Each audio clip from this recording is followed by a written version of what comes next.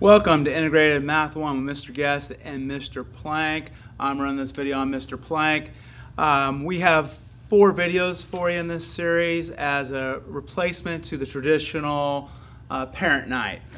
We are not having parent night this spring semester, so we wanted to give you an opportunity to get the information that you needed. We've broken into 4 videos so you can just go to the section that you're most interested in and reviewing. So our course is built on the district essential learning outcomes, which are, there's 8 outcomes for IM1. We put those into 7 units of study. The one that we combined was rigid motions and congruence and coordinate geometry. That's in our geometry unit. Got a rough schedule on our Canvas site, has the rough calendar, but they're basically going to do units 1 through 3 here in Q3. First half of the class, and then they'll do the 4 units 4 through 7, the second half of the class, Q4. In the grade book, you'll see we break down the essential learning targets as essential skills. So they'll be labeled essential skills. There'll be a category in the grade book for that where you can see how they're doing on the skills. And so we start off here with probability and statistics.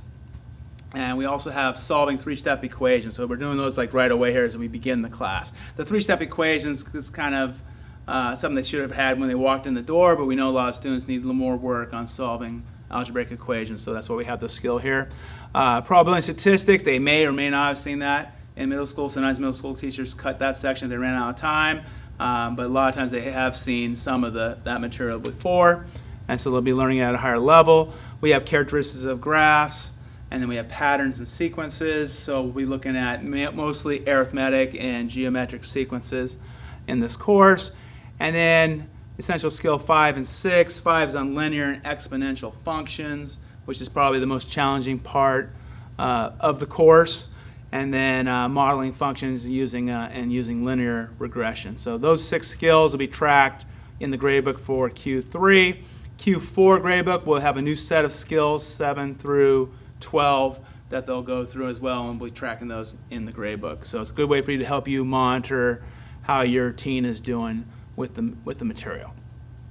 Supplies, we have a list on the of supplies that you need, but I want to point out too, the most important thing that you need is a 1-inch 3-ring binder that they can keep all their papers and materials in.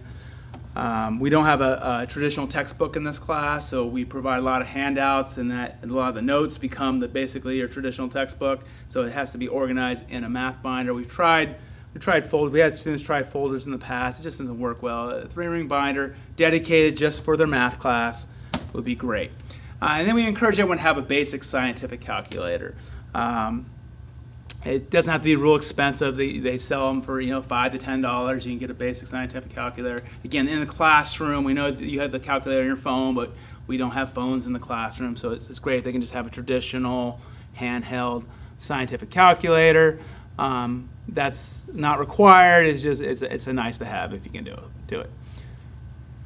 All right, that's it for this video. If you're interested in grading processes or more information about how the Canvas courses and navigation of resources are available, and if you're interested in the process for intervention, notification students that are at risk of failure, we'll have some videos on those as well. Thanks. Have a great day.